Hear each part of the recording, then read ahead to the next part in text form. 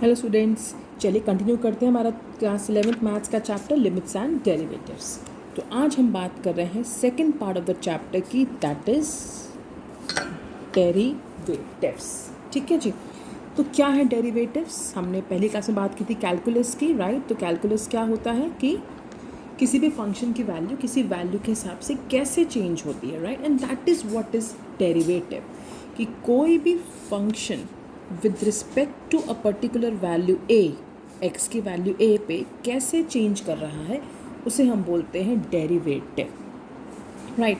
तो अगर मेरे पास कोई भी फंक्शन एफ एक्स, हम उसकी वैल्यू पुट करके देखेंगे ए, और वो फंक्शन की क्या वैल्यू आ जाती है, that is what is derivative, right. तो बेसिकली एक पर्टिकुलर डोमेन के लिए ये फंक्शन कैसे चेंज करता है, that is called as derivative. अब किसी भी फंक्शन के डेरिवेटिव को डिनोट कैसे करते हैं? हम निकाल रहे हैं डेरिवेटिव किसका? एफ एक्स का। कैसे निकालेंगे? एक्स की डिफरेंट डोमेन्स पुट करते जाएंगे, एक्स की डिफरेंट वैल्यूज़ पुट करते जाएंगे, यानी कि हम इस फंक्शन की का डेरिवेटिव निकाल रहे हैं with respect to values of x. So derivative of f x कैसे निकाल रहे हैं हम? With respect to x. तो किसी भी फंक्शन के डेरिवेटिव को कैसे डिनोट किया जाता है? D of f x upon d x, कि फंक्शन की वैल्यू कैसे चेंज हो रही है विद रिस्पेक्ट टू एक्स। इसे ऐसे भी लिख सकते हैं d f upon d x. इसे हम एफ डैश एक्स भी लिख सकते हैं। तीनों में से कोई भी डिनोशन आप देंगे तो सेम ही मतलब होता है। अब अगर हमें बोला कि एक पर्टिकुलर वैल्यू है एक्स की ए, इसी के हिसाब से बताना है कैसे चेंज हो रहा है। Only at this particular value of a हमें बताना है कि फंक्शन कैसे चेंज हो रहा है। तो हम कैसे डिनोट करते हैं? डी एफ चेंज किसके हिसाब से हो रहा है? एक्स की वैल्यू के हिसाब से, लेकिन एक्स की वैल्यू हमें क्या दे रखी है? ए। तो D f upon d x, बड़ी सी एक लाइन डालेंगे और यहाँ पे लिख देंगे ए। तो इसका मतलब क्या हुआ कि हम फंक्शन को देख रहे हैं कैसे चेंज कर रहा है, एक्स की कौन सी वैल्यू के लिए? ए के लिए। इसे ऐसे भी लिख सकते हैं d f upon d x bracket x equal to a, या सिंपली एफ डैश ए, कि हमने क्या किया, एक्स की जगह ए पुट करके देख लिया, तो हमारा क्या आ गया? Derivative of function f x with respect to value of x, that is a. Clear? चलिए अब आगे समझते हैं। मान लेते हैं कि हमें बेसिकली यही स्टडी करना है कि कैसे वैल्यू चेंज कर रही है किसी भी फंक्शन की। तो हमारे पास पहला प्रिंसिपल है डेरिवेटिव का, फर्स्ट प्रिंसिपल ऑफ डेरिवेटिव, जो क्या कहता है कि limit h tends to 0 f of a plus h minus f a upon h। अगर फंक्शन के लिए लिमिट एग्जिस्ट करती है तो फर्स्ट प्रिंसिपल ऑफ डेरिवेटिव क्या कहता है कि if limit h tends to 0, मतलब h बहुत ही छोटी वैल्यू है, बिल्कुल ज़ीरो के आसपास है, right, then f of a plus h minus f a upon h gives me the derivative. कैसे निकलेगा? मान लेते हैं मेरे पास ये एक फंक्शन दे रखा है, यहाँ पे कोई वैल्यू है मेरे पास a। अब इसके पास मैंने एक और वैल्यू ली है जो बहुत ही माइन्यूटली बड़ी है ए से, ज़्यादा डिफरेंस नहीं है। मतलब अगर एक वैल्यू मान लेते हैं 3, तो वो 3.01 हो सकती है। तो मेरे पास एक वैल्यू ए है और एक मैं उसके साथ वाली वैल्यू ले रही हूँ जो क्या हो जाएगी? ए प्लस एच। क्यों? अगर ये 3 है तो 3.01 क्या होगा? 3 प्लस 0.01, यानी ए प्लस एच। तो मेरे पास एक और वैल्यू है h जो बिल्कुल ऑलमोस्ट a के साथ है, बहुत ही माइन्यूटली बड़ी है, ज़्यादा डिफरेंस नहीं है, तभी तो हम लिख रहे हैं लिमिट h टेंड्स टू 0। तो फंक्शन की जो वैल्यू a प्लस एच पर होगी और फंक्शन की जो वैल्यू a पर होगी, हम क्या निकाल रहे हैं? उसका डिफरेंस। डिफरेंस से क्या पता चलता है हमें? चेंज। कि पहले मान लो 10 थी वैल्यू, अब 12 हो गई, तो कितने का चेंज है? 2 का चेंज है। कैसे निकाला? हमने माइनस किया।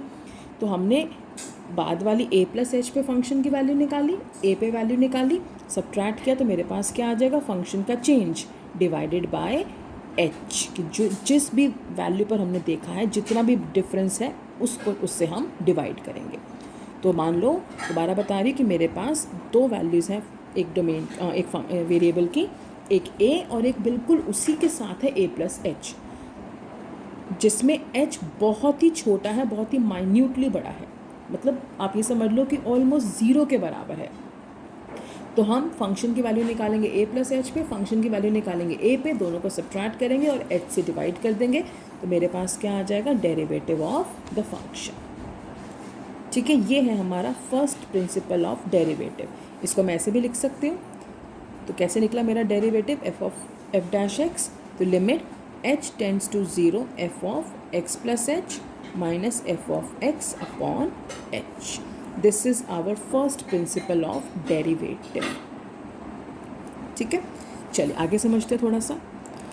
अब समझते हैं कि जब हम डेरिवेटिव्स निकालते हैं दो फंक्शंस के, तीन फंक्शंस के, मेनली दो के, तो उनको हम ऐड कैसे करते हैं, सब्ट्रैक्ट कैसे करते हैं, मल्टीप्लाई कैसे करते हैं और डिवाइड कैसे करते हैं। तो मान लेते हैं मेरे पास है डी ऑफ डी एक्स। किसका डी ऑफ डी एक्स निकाल रहे हैं हम, डी ऑफ डी एक्स किसका निकाल रहे हैं, दो फंक्शंस हैं उनका सम। ठीक है, तो d of d x, d upon d x of f x plus g x is equal to d by d x of f x plus d by d x of g x. तो दो functions को सम करके derivative निकालें या दोनों का अलग अलग डेरिवेटिव करके सम करें, एक ही बात है। Same thing applies for subtraction also. ठीक है, किसका डेरिवेटिव निकाल रहे हैं, दो फंक्शंस के सम का, that is equal to derivative of individual functions और फिर उनका सम करके डेरिवेटिव करें या डेरिवेटिव करके सम करें, एक ही बात है। डिफरेंस करके डेरिवेटिव निकालें या डेरिवेटिव निकाल के डिफरेंस करें, एक ही बात है। But what happens in multiplication, थोड़ा सा डिफरेंट है।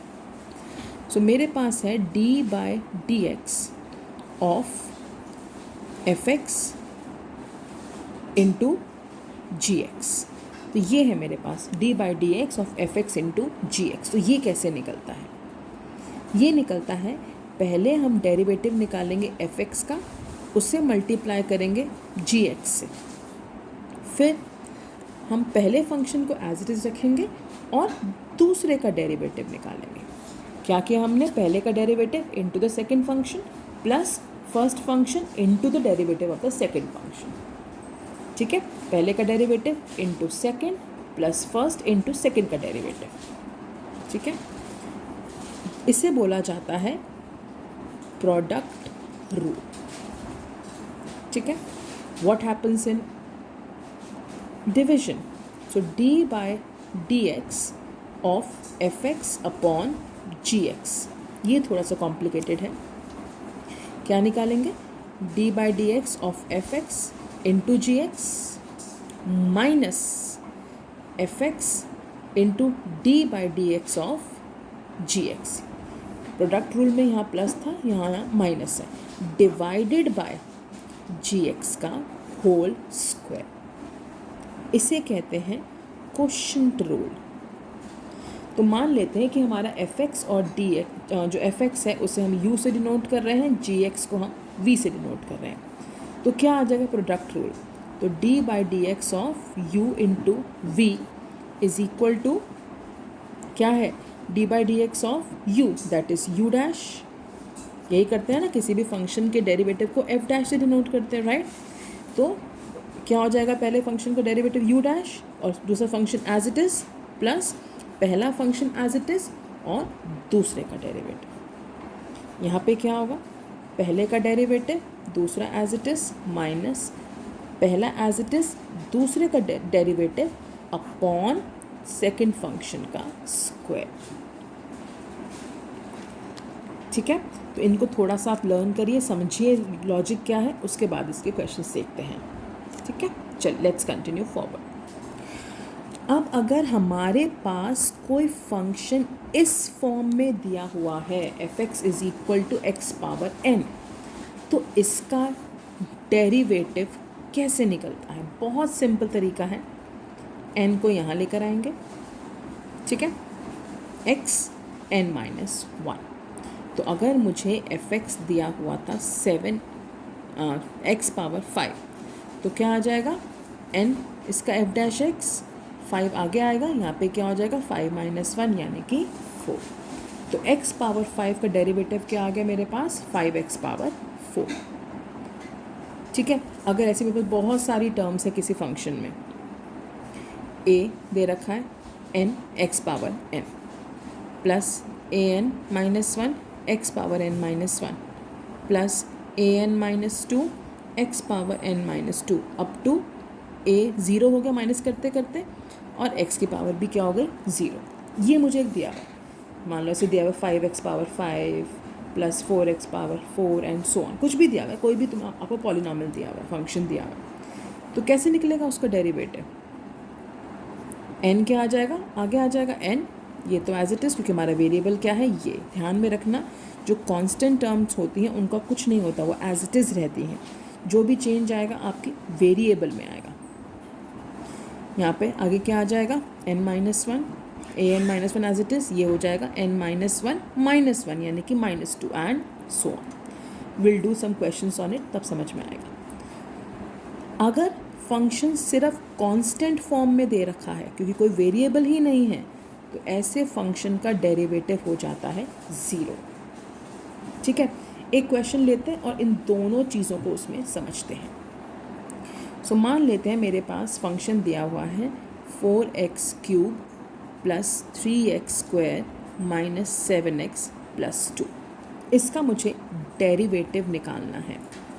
ऐसे कुछ फॉर्म में है ना, x3 फिर 3 - 1 फिर 3 - 2 एंड सो, सेम फॉर्म में चल रहा है। ठीक है। तो क्या करेंगे, क्या होता है हमारा formula, x power n is n x power n -1। Constant term का कुछ नहीं होता, बिकॉज उस पर वेरिएबल ही नहीं है, वो तो चेंज करेगा ही नहीं। वेरिएबल की वैल्यू चेंज हो रही है ना, कांस्टेंट तो चेंज होगा ही नहीं, वो तो एज इट इज़ रहेगा। तो ये 4 तो एज इट इज़ रहेगा।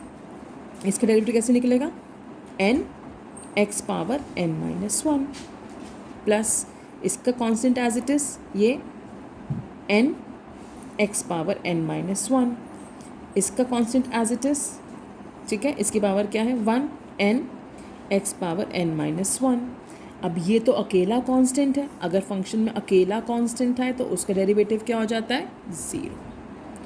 तो ये क्या हो जाएगा 4 3 = 12 x², 3 2 = 6 x, 7 1 = 7 x, 1 - 1 क्या हो जाएगा 0, and any number with power 0 is 1। तो इस पूरे का डेरिवेटिव आ गया ये। ठीक है। तो बेसिकली अगर कांस्टेंट है तो उसका डेरिवेटिव 0, कुछ नहीं होगा। अगर वेरिएबल के साथ कांस्टेंट है तो वो एज इट इज़ रहेगा। जो भी चेंजेस आएंगे हमारे वेरिएबल में आएंगे। क्लियर। चलिए लेट्स टेक अनदर एग्जाम्पल। तो मुझे फंक्शन दिया हुआ है 3x - 5/4। इसका मुझे डेरिवेटिव निकालना है, यानी क्या निकालना है f'(x). ठीक है। तो क्या करना है इस पूरे का derivative, so d/dx of 3x minus d/dx of 5/4। अब इसमें क्या होगा, कांस्टेंट एज इट इज़, इसकी पावर क्या है 1, साथ में क्या हो जाएगा 1 - 1, ये तो कांस्टेंट है तो ये पूरा 0, इसकी पावर 0 हो जाएगी। Any number with power 0 is 1, तो 3 × 1 आंसर क्या आ गया 3। Easy, right. Let's take another. Function दिया हुआ है आपको 3x³ minus 4x plus 1 into x minus 2। पहले इसको सिंप्लीफाई कर लेते हैं। 3x³ into x, 3x power 4, 3x³ into -2 -6x³ minus 4x into x minus 4x², minus 4x into -2 plus 8x, 1 into x, x 1 into -2 -2। तो ये आ जाएगा simplify होके 3x power 4 minus 6x³ minus 4x³ plus 9x minus 2। अब मुझे निकालना है इसका डेरिवेटिव, तो सबका निकलेगा अलग अलग। इसका 3 कांस्टेंट एज इट इज़ क्या आता है n into x power n minus 1, इसका constant as it is n into x power n minus 1, फिर इसका constant as it is n into x power n minus 1, इसका constant as it is n into x power n minus 1, और ये तो पूरा है ही constant, तो इसका डेरिवेटिव क्या हो जाएगा 0। अभी क्या हो जाएगा 3 4 = 12, 4 minus 1 x cube, 6 3s are 18, 3 minus 1 x square, 4 2s are 8, 2 minus 1 x, 9 1s are 9 and x की पावर 0 so it becomes 1. तो आ गया इसका डेरिवेटिव हमारे पास. ठीक है, इजी काम है बहुत. अब अगर हमारे पास ट्रिग्नोमेट्रिक फंक्शंस है तो क्या होगा, एक बार समझ लेते हैं उसको भी. तो मेरे पास फंक्शन है sin x, मेरे पास फंक्शन है cos x, मेरे पास फंक्शन है tan x, मेरे पास फंक्शन है cot x, sec x and cosec x. मुझे निकालने हैं इनके डेरिवेटिव्स. तो f डैश x क्या होगा, sin x का डेरिवेटिव हो जाएगा cos x, cos x का डेरिवेटिव हो जाएगा minus sin x, tan x का डेरिवेटिव हो जाएगा sec square x, cot x का डेरिवेटिव हो जाएगा minus cos x square x, sec x का डेरिवेटिव हो जाएगा sec x tan x and cosec x का डेरिवेटिव हो जाएगा minus cosec x cot x. अब ये तो बड़ा कॉम्प्लिकेटेड हो गया, कैसे लर्न करें. देखो बहुत इजी है. जो भी को वाले हैं cos cot cosec, इन तीनों का पहली बात तो अगर आप देखो तो नेगेटिव आ रहा है, याद करना इजी. ठीक है. दूसरी चीज़,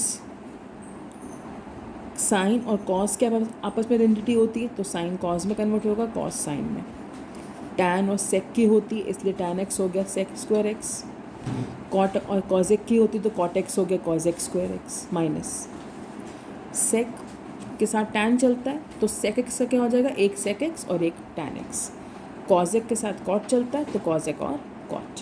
बस ध्यान में रखना कि जो भी को वाले कॉज कॉट कॉजेक कॉ वाले तीनों के क्या डेरिवेटिव होंगे, नेगेटिव. ठीक है. Let's take up a question. तो हमें दिया हुआ है, लेट्स टेक फंक्शन दिया हुआ है हमें 2 tan x minus 5 sec x plus 6 cosec x. ये दिया हुआ मुझे इसका डेरिवेटिव निकालना है. तो तीनों का अलग अलग निकलेगा. कांस्टेंट तो as it is. tan x का क्या है डेरिवेटिव, देखो sec square x minus 5 as it is. sec x का क्या है, sec x tan x plus 6 as it is. cosec का क्या है, minus cosec x cot x. Simple. तो क्या हो गया डेरिवेटिव हमारा, 2 sec square x minus 5 sec x tan x. अब ये माइनस हो जाएगा, minus 6 cosec x cot x. तो बस ये अगर ये चीज़ें लर्न है तो बहुत इजी हो जाता है डेरिवेटिव निकालना. ठीक है. तो ये था आपका final introduction video on derivatives. तो अब आपके पास लिमिट्स की भी इंट्रोडक्शन है, डेरिवेटिव्स के भी. इसे अच्छे से देखिए and then will take up some questions in the next video. Till then, take care, revise it and send me your doubts in the comment section. Take care all of you. Bye bye.